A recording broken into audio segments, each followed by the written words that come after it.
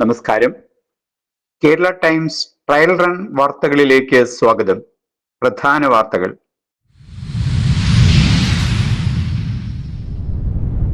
ജനജീവിതത്തിന് തിരിച്ചടി നൽകി രണ്ടാഴ്ചക്കിടെ 4ാം തവണയും ഇന്ധനവില വർദ്ധിപ്പിച്ചുകൊണ്ട് കേന്ദ്ര സർക്കാർ.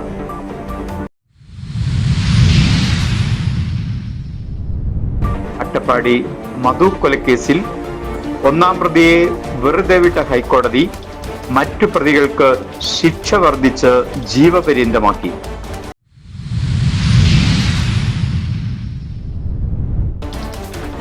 കേരള രാഷ്ട്രീയം ചൂടുപിടിക്കുന്നു. മലയിടം തുരുത്തിൽ കുടിയൊഴിപ്പിക്കൽ നടപടിക്കെതിരെ പ്രതിഷേധം ശക്തം. സംസ്ഥാനത്ത് ശക്തമായ മഴയ്ക്ക് സാധ്യത. വാർത്തകൾ വിശദമായി. 12 ദിവസത്തിനിടയിൽ ഇന്ധനത്തിന് 8 രൂപ വർദ്ധിപ്പിച്ച കേന്ദ്ര സർക്കാരിനെതിരെ പ്രതിഷേധം ശക്തം. മെയ് 15-നും മെയ് 19-നും മെയ് 23-നും മെയ് 25-നും വർധനവ് നടന്നപ്പോൾ ലിറ്ററിന് 8 രൂപയോളം വർധനവാണ് ഉണ്ടായത്. മീറ്റർ ചാർജ് വാങ്ങുന്ന സാധാരണക്കാരായ ഓട്ടോറിക്ഷ ഡ്രൈവർമാർ ജീവിതം കൂട്ടിമുട്ടിക്കാൻ പെടാപ്പാടുപെടുകയാണ്. 1000 രൂപയ്ക്ക് ഒരു ദിവസം ഓടിയാൽ 600 രൂപയോളം ഇന്ധനത്തിനായി മാറ്റിയും ലോൺ അടയ്ക്കാനും മെയിൻ്റനൻസിനുമായി പണം മാറ്റുമ്പോഴും ജീവിക്കാൻ പറ്റാത്ത സാഹചര്യമാണെന്ന് ഓട്ടോറിക്ഷ ഡ്രൈവർമാർ അഭിപ്രായപ്പെട്ടു. മിനിമം ചാർജ് 40 രൂപയായി വർദ്ധിപ്പിച്ചാൽ മാത്രമേ പിടിച്ചു നിൽക്കാൻ സാധിക്കൂ എന്ന് അവർ പറയുന്നു. അട്ടപ്പാടി മധു കൊലക്കേസിൽ 1ാം പ്രതിയായ മേച്ചേരി ഹുസൈനെ വെറുതെ വിട്ട ഹൈക്കോടതി മറ്റു പ്രതികളുടെ ശിക്ഷ ജീവപര്യന്തമാക്കി വർദ്ധിപ്പിച്ചു. ഹുസൈനെതിരെയുള്ള തെളിവുകൾ പ്രോസിക്യൂഷന് തെളിയിക്കാനായില്ലെന്ന് ചൂണ്ടിക്കാട്ടിയ കോടതി വിചാരണ കോടതി വെറുതെ വിട്ട 11 പ്രതികളുടെ വിധിയെയും സ്ഥിരീകരിച്ചു. 7 വർഷം തടവ് ജീവപര്യന്തമാക്കിയ കോടതി 12 പ്രതികൾക്കാണ് ജീവപര്യന്തമായി ശിക്ഷ ഉയർത്തിയത്. SC/ST വകുപ്പുകൾ കൂട്ടിച്ചേർത്താണ് ശിക്ഷയിൽ വർധനവുണ്ടാക്കിയത്. 30 ലക്ഷം രൂപ മധുവിന്റെ കുടുംബത്തിന് നൽകണമെന്ന് കോടതി വിധിച്ചു. 16ാം പ്രതിക്ക് 1 വർഷത്തെ ശിക്ഷ വിധിച്ച കോടതി കേസിലെ 13 പ്രതികൾക്കാണ് ശിക്ഷ നൽകിയത്.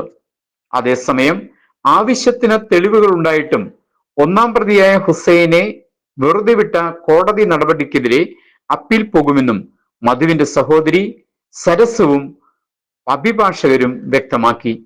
കോടതി വിധി കേൾക്കാൻ മധുവിന്റെ അമ്മ മല്ലിയും സഹോദരി സരസുവും കൊച്ചിയിൽ എത്തിയിരുന്നു.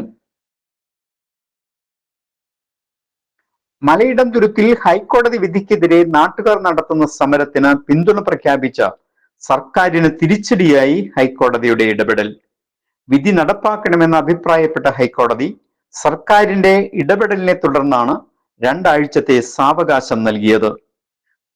പാരിയാത്തുകാവ് കുടിയൊഴിപ്പിക്കലിൽ ഇടപെട്ട കോടതി നടപടികളെ ബഹുമാനിക്കാൻ സർക്കാരിനെ ഓർമ്മിപ്പിച്ചു.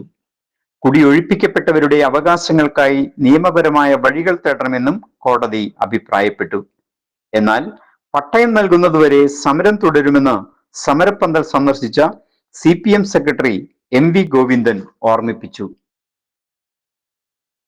14 പ്രാവശ്യം നടന്ന കുടിയൊഴിപ്പിക്കൽ പ്രവർത്തനത്തിൽ ഒരു ചെറുവിരൽ പോലും അനക്കാത്ത 10 വർഷത്തെ മന്ത്രിസഭയിൽ അംഗമായിരുന്ന മന്ത്രിമാർ ഇപ്പോൾ സമരരംഗത്തിറങ്ങിയതിൽ താൻ അത്ഭുതപ്പെടുന്നുവെന്ന് മുഖ്യമന്ത്രി അഭിപ്രായപ്പെട്ടു. കുടിയൊഴിപ്പിക്കുന്നവരെ വഴിയാധാരമാക്കില്ല എന്നും അദ്ദേഹം കൂട്ടിച്ചേർത്തു. മുഖ്യമന്ത്രിയുടെ ഗുരുവായൂർ ദർശനത്തെക്കുറിച്ചുള്ള വാർത്തകളോട് പ്രതികരിച്ച അദ്ദേഹം ഞായറാഴ്ചയായതുകൊണ്ട് നിയമപ്രകാരം 1000 രൂപയുടെ ടിക്കറ്റ് എടുത്താണ് ദർശനം നടത്തിയതെന്നും തന്റെ കൂടെ 4 പേർ മാത്രമാണ് ഉണ്ടായതെന്നും അദ്ദേഹം കൂട്ടിച്ചേർത്തു. ഈ ഗുരുവായൂര് അങ്ങനെ ഒരു സംഭവം ഉണ്ടായിട്ടില്ല. ഇത് തെറ്റായ വാർത്തയാണ്. ആദ്യമായിട്ടല്ലല്ലോ ഒരു മുഖ്യമന്ത്രി ഗുരുവായൂർ ദർശനത്തിന് പോകുന്നത്, ആണോ? ഇനി കേട്ടോ, കേരളത്തിന്റെ ചരിത്രത്തിൽ ആദ്യമായിട്ട് മുഖ്യമന്ത്രിയുടെ കൂടെ 4 പേരെ ഉണ്ടായിരുന്നുള്ളൂ. അത് അവിടുത്തെ ഒരാളായിരുന്നു, അവിടുത്തെ അഡ്മിനിസ്ട്രേറ്റർ ആയിരുന്നു ഒരാൾ. എൻ്റെ കൂടെ ഒരു ഗൺമാൻ മാത്രമാണ് ഉണ്ടായിരുന്നത്. പിന്നെ അവിടെ ഉണ്ടായിരുന്ന സാധാരണ ഞാൻ ഗുരുവായൂരിൽ ദർശനം നടത്താൻ പോകുമ്പോൾ എൻ്റെ കൂടെയുള്ള ആൾ 4 പേര്. ഇനി ഞായറാഴ്ച അവിടെ VIP ദർശനം ഇല്ല. ടിക്കറ്റ് എടുത്തിട്ട് കയറണം. 1000 രൂപയുടെ ടിക്കറ്റ്. ഞാൻ 1000 രൂപയുടെ ടിക്കറ്റ് എടുത്തിട്ടാണ് ദർശനം നടത്തിയത്, കേട്ടോളാം. അവിടെ ചെല്ലുമ്പോൾ ശിവേലി നടക്കുകയാണ്. ശിവേലി നടക്കുമ്പോൾ നമ്മൾ അതിൻ്റെ മുമ്പിൽ നിന്നു. അത് കയറി കഴിഞ്ഞപ്പോൾ നമ്മൾ അതിൻ്റെ മുമ്പിൽ പോയി തൊഴുതു. ഞാൻ ഉപദൈവങ്ങളെ ദർശിക്കാൻ വേണ്ടി പോയപ്പോൾ മുമ്പിൽ ഗുരുവായൂർ ദേവസ്വത്തിൻ്റെ ഒരു സെക്യൂരിറ്റി ഗാർഡ് വന്നു സ്റ്റോപ്പ് ചെയ്തെല്ലാവരും. അപ്പോൾ നമ്മൾ സ്റ്റോപ്പ് ചെയ്യാൻ പറ്റില്ല, ഞാൻ തൊഴുന്നത് ഒരാൾക്ക് വേറൊരു തൊഴാൻ വന്ന ആൾക്ക് തടസ്സമാവില്ല എന്ന് പറഞ്ഞു. ഞാൻ അതിൻ്റെ സൈഡിൽ നിന്ന് തൊഴുകയും ആളുകൾ അതിൻ്റെ മുമ്പിലൂടെ തൊഴുത് നീങ്ങുകയും ചെയ്തു. ഇതാണ് സ്ഥിതി. ഇത് കള്ളക്കഥയാണ്, കള്ളക്കഥയാണ്. ഇതൊക്കെ എഡാക്കോട് തമാശ. അവിടെ എല്ലാ ആളുകൾ വന്ന് എന്നോട് പറഞ്ഞു, സാറേ എപ്പോഴും ഇങ്ങനെ ആയിരിക്കണം, ഇതാണ് ഭംഗി. ഞങ്ങൾ പോലും അത്ഭുതപ്പെട്ടു. ഞങ്ങളുടെ തൊട്ടടുത്ത് വന്നിരുന്ന് ഒരു അകൽച്ചയില്ലാതെ വന്ന് ചെയ്തു വന്ന് ഒരാൾക്ക് തടസ്സം അവിടെ ഉണ്ടായിട്ടില്ല. ഒരാൾക്ക്. ടിക്കറ്റ് എടുത്തിട്ടാണ് കയറിയത്. എനിക്കറിയാലോ ഇതൊക്കെ വിവാദമാവുമെന്ന്. ഞാൻ ഇനി അമ്പലത്തിൽ പോകുന്നു കൂടി പറയരുത് ദയവ് ചെയ്ത്.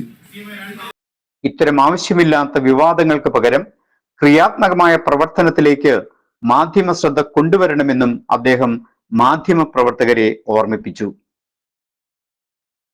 സിനിമാ മേഖലയിലെ മാതൃകാപരമായ പ്രവർത്തനങ്ങൾക്ക് നേതൃത്വം നൽകിയ അമ്മയിൽ പൊട്ടിത്തെറിയുണ്ടായതിൽ ഉത്കണ്ഠാകുലരാണ് സിനിമാ ലോകം. വിഴിഞ്ഞം തുറമുഖം സജ്ജമാകുകയാണ്. ജൂൺ മാസത്തോടെ പ്രവർത്തന സജ്ജമാകുന്ന വിഴിഞ്ഞം തുറമുഖത്തിലൂടെ സംസ്ഥാനത്തിന് വലിയ തൊഴിലവസരവും വരുമാനവും ലഭിക്കുമെന്ന പ്രതീക്ഷയിലാണ് കേരളത്തിലെ സാമ്പത്തിക വിദഗ്ധർ. കേരളത്തിൽ മഴ തുടരും. 9 ജില്ലകളിൽ യെല്ലോ അലർട്ട് പ്രഖ്യാപിച്ച കാലാവസ്ഥാ വകുപ്പ് പത്തനംതിട്ട, ആലപ്പുഴ, കോട്ടയം, ഇടുക്കി, എറണാകുളം, തൃശൂർ, മലപ്പുറം, കോഴിക്കോട്, വയനാട് ജില്ലകളിലാണ് അലർട്ട് ഓർമ്മിപ്പിച്ചത്. അതിരപ്പള്ളി മലക്കപ്പാറ റോഡിൽ അടിയന്തര റോഡ് നിർമ്മാണ നവീകരണ പ്രവർത്തികൾ നടക്കുന്നതിനാൽ ഈ റൂട്ടിലൂടെയുള്ള ഗതാഗതത്തിന് കർശനമായ നിയന്ത്രണം ഏർപ്പെടുത്തി. ഈ വഴിയിലൂടെ യാത്ര ചെയ്യാൻ ഉദ്ദേശിക്കുന്നവർ പാലക്കാട് മണ്ണുത്തി ദേശീയപാത NH 544 വഴിയുള്ള ബദൽ റൂട്ടുകൾ ഉപയോഗിക്കേണ്ടതാണ്. റോഡ് പണികൾ പൂർത്തിയാകുന്നതുവരെ പൊതുജനങ്ങളും വിനോദസഞ്ചാരികളും സഹകരിക്കേണ്ടതാണെന്ന് കൂട്ടിച്ചേർത്തു. ഇതോടെ വാർത്തകൾ സമാപിക്കുന്നു. നന്ദി, നമസ്കാരം.